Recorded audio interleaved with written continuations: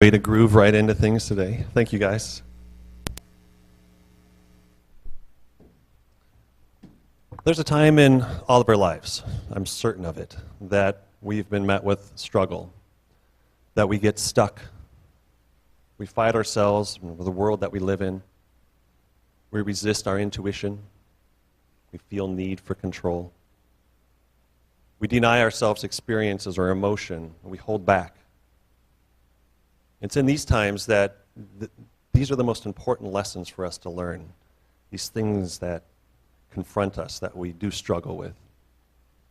There's a lesson there. There's a layer to be shed. There's space to be freed up for a new experience or a new emotion. Which brings us to the topic for today, which is I surrender. And I mean more the opening ourselves up for something greater, something more. It's very common in this world today that, and it's what we see most of anymore, is this, that we need to have this posture of strength. That strength is always positive, and it's valued, and it's mired, and it's to be maintained and constant. Be strong, be vigilant. And we get stuck in this posturing of strength so often that we forget the importance of being vulnerable. That when we allow ourselves to open up, it's not a weakness, it's not negative. It's not something to be avoided, but something that we need to embrace just as much as we need to embrace that strong part that is so hard ingrained in us. So when we're only in hard, we don't have any space for stuff to open up in us and allow for those beautiful lessons that are there for our life, that beautiful growth that is available for all of us. So I want to look at surrendering not as giving up, as something like, I look at giving up as quitting or accepting defeat or not caring. I want to look at it as giving in that we're being open to whatever is going to happen, whatever is going to come when we just let go of that. When we accept the emotion of the moment, and with the idea of giving in, that we're being open to our highest and best good. So we need to learn to surrender to the moment, whatever moment that may be, whatever comes our way. And looking at surrender as not losing or failing, but as gaining perspective, as allowing for positive growth and outcomes. And it's not enough just to think through these things. We can mentally process so many things in our life about how to feel or what to do, but when we get stuck in just the thinking about it, just the mentaling process of it, we're only experiencing part of what is to be gained. Because when we just leave it in there in our mental capacities and we don't express it, when we don't allow ourselves to feel that emotion, when we don't get rocked by whatever that lesson is for us, then what happens is all that we're denying, all that we're struggling, all that we're stuck in, that gets stuck inside of us. And it becomes part of how we posture, how we interact with one another. And it happens on an unconscious level. All these things that we don't allow to come out and to express. This is what now shapes us as opposed to what our true selves are. So when we're talking about surrendering, it's not about anything except for allowing ourselves to be open to our greatest experience for ourselves and then how we interact with one another. And so we're going to explore this idea of surrendering a little bit more.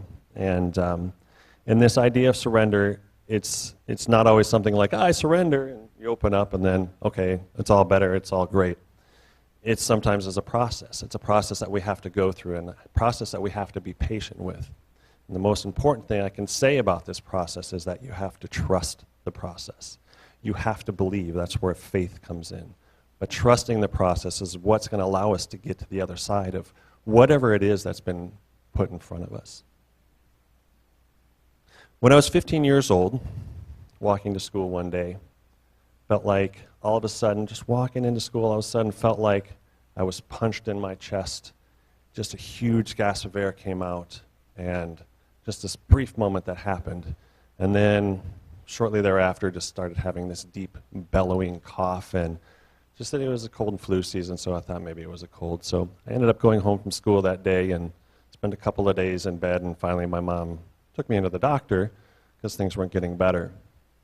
So 3 days later, I'm in the doctor's office, get my exam, and then the doctor pulls my mom aside, and then my mom comes to me and says, we need to go to the hospital right now. You have a collapsed lung. And my doctor was astounded that it was 3 days later after this happened, because he indicated that most people who have a collapsed lung, usually within an hour or two, are in the emergency room because they're in so much pain. So for me, this was my first indication, yeah, I have a pretty high threshold for pain, which has certainly served me well. And I think that that came from some other events in my life that allowed me to process that, or maybe that's just how I'm wired.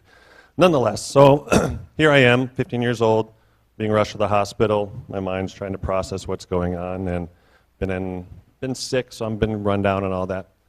Get in there, and the first procedure for a collapsed lung is to insert a chest tube. So I'm hoping none of you have experienced that, because it certainly is not a pleasant thing. I'll just give you a brief how the body feels when that's happening. You have to be conscious for it to happen, because they got to make sure that it goes in right and all that. So the first one was right here in the side of my chest, and it's numbed, I'm awake, and there's just tremendous pressure, like somebody's trying to stick something blunt through your chest. And that's exactly what it feels like, and that's exactly what they're doing. But what I realized is that in this moment, I had to surrender to this process happening, because the more I fought it, the more it hurt. And so this was my first little bit of surrendering, and this is a partial surrender. This was, I had to give into that pain. And that made it better, and that still hurt, but at least I wasn't resisting it. And so that happened. Normally a chest tube just takes care of it, a day or two, lung reinflates, great, you're all good to go. I wasn't good to go. Second chest tube, different place, didn't work. Days later, all right, this lung isn't going to inflate anymore, we're going to need to go into surgery. Okay, so 15 years old in the hospital, a lot of pain, been drugged up for days, and now I need to have surgery. It's the night before the surgery. And, I can't remember if my folks were there or not. As I said, I've been drugged up. I think it was Demerol and morphine, all kinds of heavy-duty stuff that were kind of cool as a 15-year-old, but also kind of left me kind of whacked out. So the surgeon came in to do his obligatory, hey, this is what we're going to do tomorrow. This is the procedure, explaining kind of we're going to just open you up and we're going to fix the weak spots in your lungs, blah, blah, blah. And then, by the way, there's a slight chance you could die. And they're obliged to tell you that. They have to tell you what the risks are, and so there's a slight chance you could die. And so I just remember that that's what I was left with okay, now go to sleep, get ready for your surgery, right? So this was in the evening. I think it was probably 9 or 10 in the evening. And so these were my last thoughts. And so I'm drugged up. I'm trying to process that I have to go into surgery, something I've never done. These are big, big deals, right? And I know that my parents went home, and so I just was kind of stuck in this place of having to deal with all of this. But being so drugged up, I didn't really have that emotion that I think I needed to have. I mean, I certainly felt fear, but I didn't fully feel the fear. And I hadn't fully felt the pain, because when you have a chest tube in you, you can't move without excruciating pain. You can't laugh, you can't cough, you can't do anything. You're just kind of paralyzed in your spot because anything really hurts. So going to the surgery the next day, getting a little anxious, and I had my angel in the pre-op, and it was a mother of somebody who I played soccer with, and I was really like, oh, I'm totally freaking out, and she's like, it's going to be okay, and she patted my hand just long enough for whatever sedative to kind of kick in, and then I just kind of drifted off. And the next thing I remember is waking up in post-op and being in tremendous pain, more pain than I was previously. I now had 2 chest tubes in addition to having my chest cut 14 inches, ribs spread open, and doing a surgery. And I talk about the surgery. I don't want to go into graphic detail about that. But one thing that I've learned, and some of us might not realize this, that whatever experience we have in our body, whether we're conscious of it or not, we feel it in our body. And there's something that is stuck in there that until we experience that or allow ourselves to feel that is just stuck there. So I had this incision that goes all the way here, these chest tubes and all that, which I didn't really feel all the emotion of that. I didn't feel the fear of that. I surrendered to the process of, okay, I can't move a whole lot, I can't do a whole lot, because that makes the pain less. But I didn't really surrender fully, and I'll talk about that in a little bit. So as if that wasn't enough, 2 years later when I was 17, my other lung collapsed. And, as a healthy young kid, I was active, I played sports, my family made sure we ate right, And so for me, it was just kind of like, well, what's wrong with me? You know, I just got this idea of this self-doubt, like that maybe there was something that I was doing that had caused this.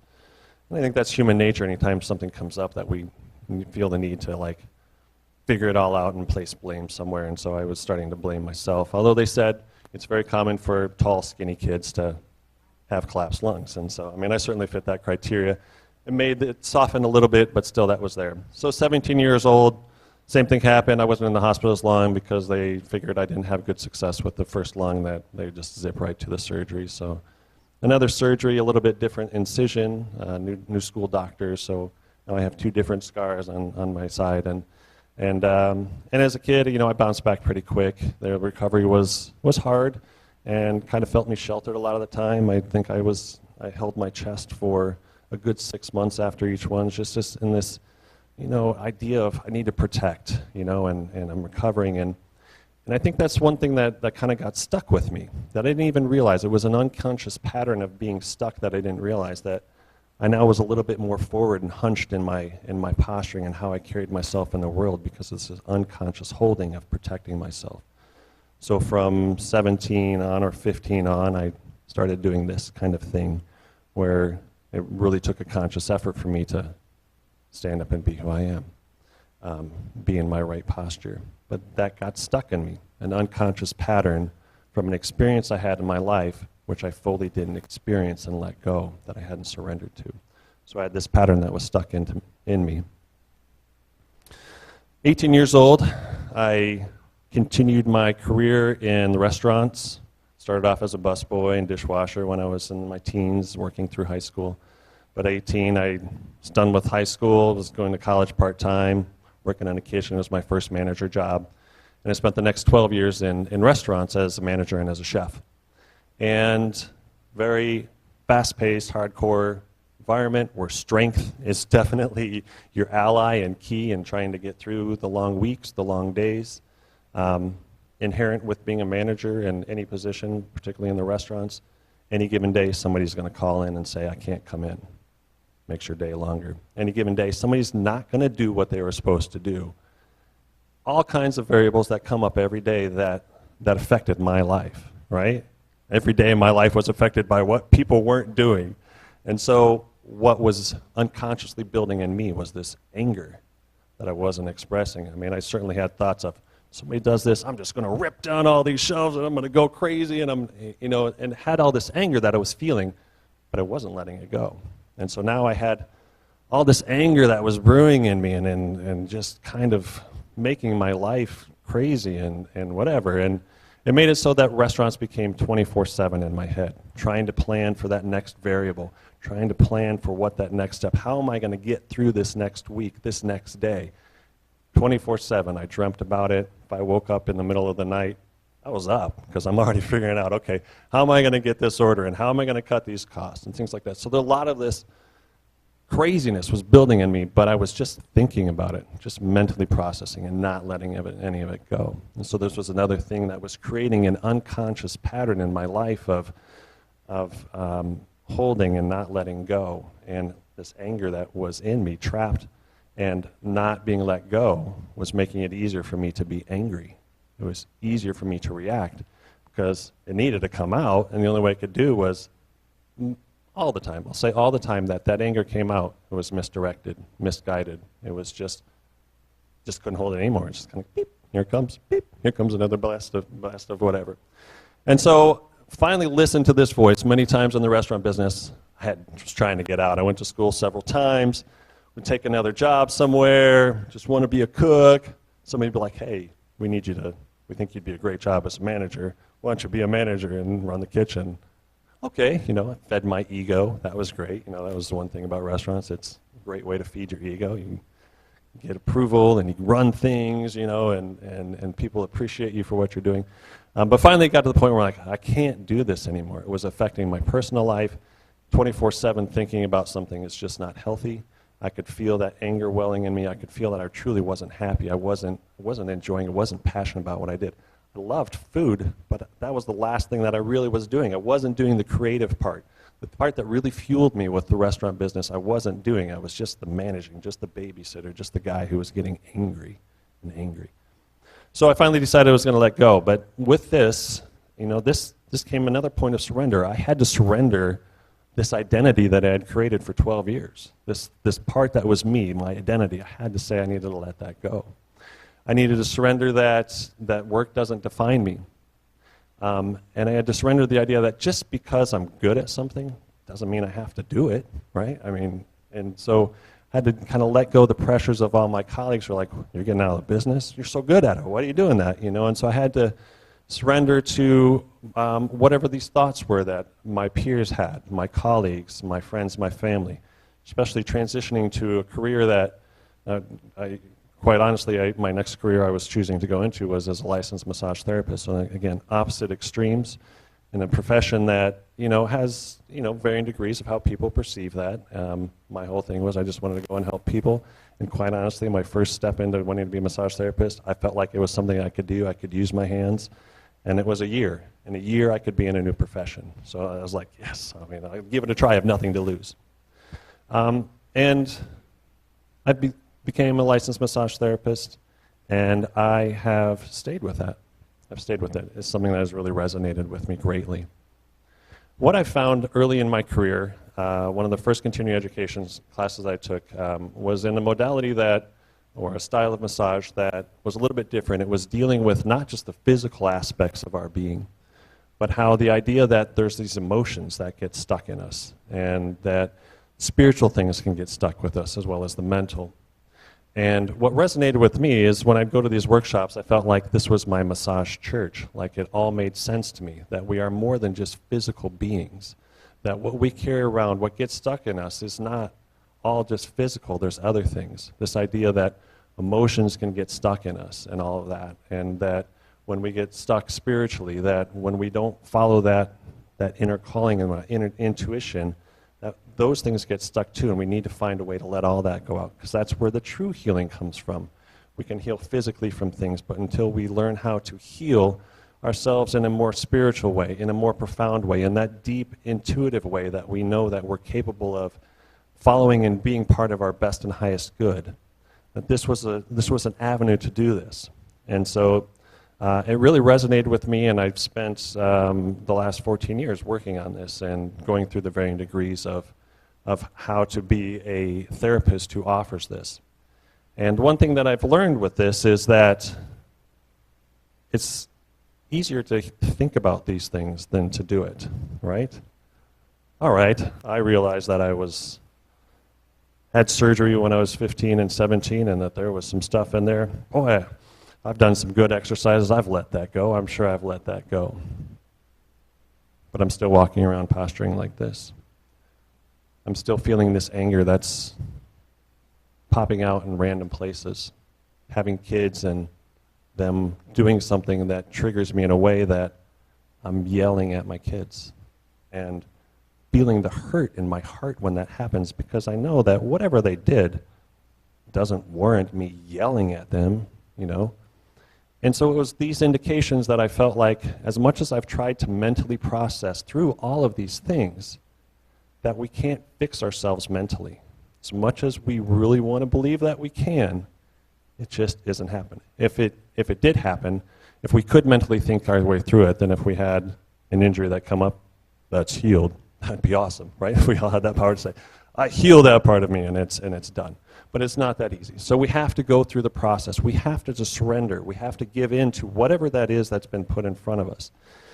And so as I continued with this work, and I realized that got to work how to get people out of being mentally, trying to work it through and into their body, and feeling the emotion of whatever it is that's there, feeling the depth of whatever is being confronted with them.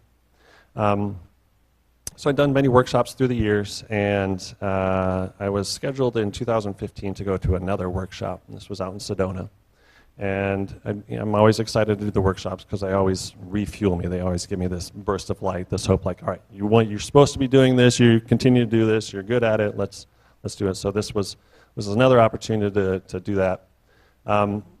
Yet I kept having this little voice in the back of my head said, they have this wonderful treatment center out there where the best therapists in the world work in the same modality that you work in, and you haven't really, really gone down that path yourself yet. You haven't fully given into the process. I had a little bit in workshops, you work with people, you let a little bit go, here a little bit go, and all that. But this voice was saying, wouldn't it be great if you just took care of yourself? No, I got to learn how to take care of other people. I want to take care of other people. And so it was always this idea of putting other people first. But this thought just kept niggling me, and I'm like, all right. I'm going to surrender to this little voice, my intuition telling me to kind of give in to this process. And so I called the center and said, hey, what do you have available this week? We'd already made our travel plans, we had our tickets, hadn't paid, the payment for the continuing education could be transferred to something else. So I really wasn't stuck for anything except for being out there for a week. And so I said, all right, made some appointments. I made, I think, a half a dozen appointments, and really allowed myself to be in that healing space. And once I got in there working with these great therapists, these people who've learned how to coach people through their own personal healing, whatever that story may be, I got in there and I had my first treatments, and I was quite honestly shocked at the amount that I was able to let go once I surrendered. And what I let go, I had very, very tactile sensations of memories of my surgeries. Just kind of came flooding back, and felt this excruciating but not excruciating pain come through me, and felt this big burst of air come out of my chest, and these releases that I certainly wasn't conjuring in my head. I would never let myself do that, right? I would never allow myself, I just wouldn't arbitrarily say, I'm going to do this. And so this natural healing that came out when I surrendered and I let myself go into the process. And so I was able to feel some of those pains in a way that I hadn't before. I was able to let myself cry in a deep, sobbing, guttural way that I know that I've denied for so much of my life, all these emotions, and it just was there. And the more that I surrendered, the more I let go. It was pretty profound what I felt and what I let go, and body was just kind of moving in crazy ways as all this was undoing in myself. And it was truly liberating. And at the end of the day, I didn't feel ashamed for crying in front of somebody, because they were supportive. They were encouraging, like, that was awesome, that was great. You ready to do some more? You can choose or not choose, but I chose. And so for 6 sessions, I opened myself up. I surrendered fully to whatever was going to be there, whatever was going to come out, because I knew that there was possibility there. And so I let go. I surrendered. I fully gave in to this emotion. And as I felt these emotions and let go of these things that I was holding in my body, I felt I was walking a little bit straighter. I wasn't feeling as guarded as I was. My head was up a little bit more. And it was a sensation that I've been able to carry since then, so that when I start going into those old habits, I'm like, yes. I let go of anger. I think I'm certain that I cussed quite a bit, let out some explicatives that needed to be let out. I yelled, I screamed, I hit the floor, all these things, and learned that, man, that's just a liberating process when we can let that go. I was calmer with my family. I was calmer with those other people in my life. I didn't have those little bursts of anger that were coming up.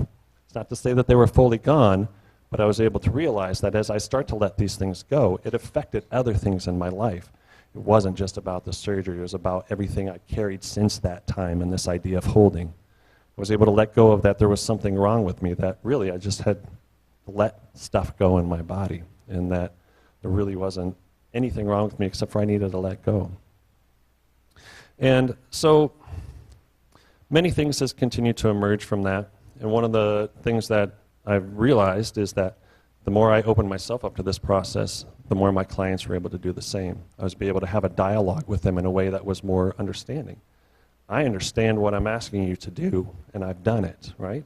So that's where I came to with that, and that's really helped my practice. And I say this because I think what we need to realize about all of this idea of surrendering and all of this idea of letting go is that when we can surrender this process, and when we can allow ourselves to experience these things, then we can expect the same from those around us, or have the space for that around us. But when we're unwilling to do things for ourselves, how can we be expecting other people to do those things that we're not willing to do for ourselves? So that, to me, is one of the greatest lessons out of all this, is that if I'm gonna ask somebody to do something, I got to be willing to do it myself, right? And so I think really hold on to that idea as well. And I'm not saying this was my path. This was my path for healing. I'm not saying you have to find this modality. You have to go to Sedona for this process to happen for yourself. It's going to be different for each and every one of you. Whatever that moment is going to be, where you find that place to surrender, that place to let go. And so find that place for yourself so that you can experience a more fully open you, so that you can have space for more to come in. When we're stuck in all of our processes, there's no space for things to come in. There's no way to see what we need to see, no way to feel what we need to feel, because it's all jammed down with all our own stuff that we haven't let go. So when we can let go of that stuff, we become more compassionate with one another, because we understand that that space is available for us all. And so we have to let go. We have to give into what's guiding us. So when we struggle and when we're stuck, that's something that's guiding us. Figure out how you can surrender to it. What is that message that is there for you? What is it? What is that trying to tell yourselves? There's lessons to be learned. Shed those layers. Change. Find that way to change whatever this process is that you're stuck in. As I said, it makes us be able to relate to one another a little bit more openly when we have that space to be with one another, when we have that space to be open. Whatever it is, that level of compassion will be increased the more that you can just open up that space for yourself. We can let go, surrender to the fact that we are being guided to our best and highest good, that we all have a truth that we need to find and live and seek. So that's available to all of us. And as in Chris's song and the daily word today, do all this and you will be surrendered and triumphant and be able to move more freely in your lives. So find that way to do that. All right, so now let's take an offering for Unity of Des Moines and enjoy some more great music.